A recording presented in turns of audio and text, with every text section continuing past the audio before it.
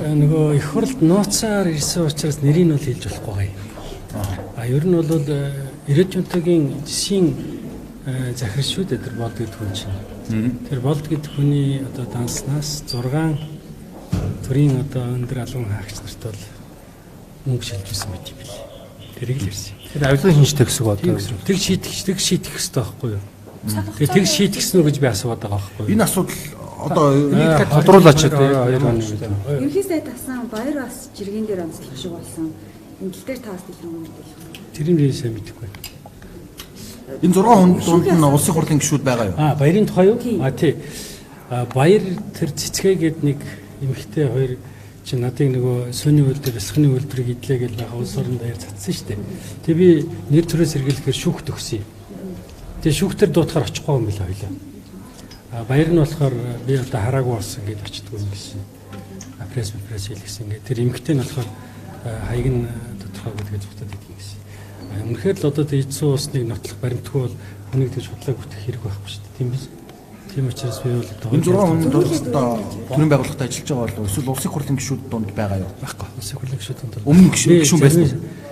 Ер нь бол улс төрийн өндөр албан тушаал одоо төрийн байгууллагад ачаас улсууд гэдээ ойлгож байгаа.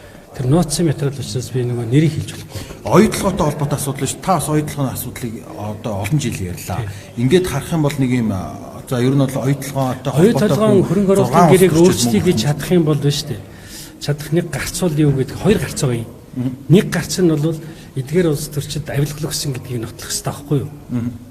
Тэгээд билээхэн тэр хүний дансаас тийм том компани одоо газрын захирлын дансаас 6 хүнд мөнгө өгж ийн гэдэг чинь асуудал шүү дээ өөрөө. АТГ-ээс очиод асуудал. Одоо нэг цаг үед юм уу ер нь тодруулаач та. 22 оны үед бидэрт тэр материал.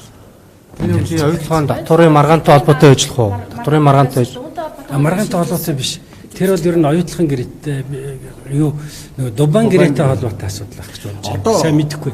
Яг гэвэл ийм одоо улс төрчнөрд бол энэ хүндэд дансаас мөнгө шилжсэн гэдэг. Одоо шалгах ажил манай хайрных ажиллаж байгаа юм бол яаж байгаа юм бол мэдээ. Бисээ тодруулсан чинь би нягтлын уцаа шалгахыг гэж ах шиг байлаа шүү дээ. Оюутлагын нөөцтэй холбоотой асуудал дээр та ямар байр суурьтай нөө? Хоёр дахь шүү дээ. Тий яг ашиглалтын лиценз байна. Одоо оюутлагын гэрээг өөрчлөх нэг бас нэг боломжтой онтрог голдын ашиглалтын хоёр лиценз байхгүй юу?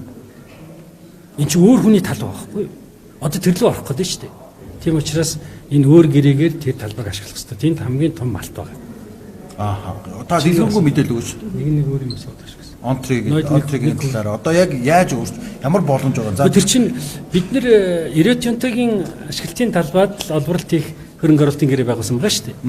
Одоо шал өөр компани Онтрог бол гэж компани эзэмшиж байгаа хоёр ашиглалтын лиценз дээр олборлт хийх гэдэг шүү дээ. Тийм учраас энэ гэрээ өөрчлөгдөх хэрэгтэй байхгүй да. Яг л Онтрог бол компани ч бас ашиг авч байгаа шүү дээ. Тэгвэл нөгөө Ирээдүйнтө Монгол хоёрын ашигын асуудал чинь юу болох вэ гэдэг асуудал үүснэ шүү дээ. Онтригийн эзэмшиж байгаа тэр нөөц нь ер нь хэр одоо яг нөөцтэй биш хамгийн гол нь тэр эзэмшиж байгаа хэсэг бол хамгийн том агуулгамжтай хэсэг байхгүй юу?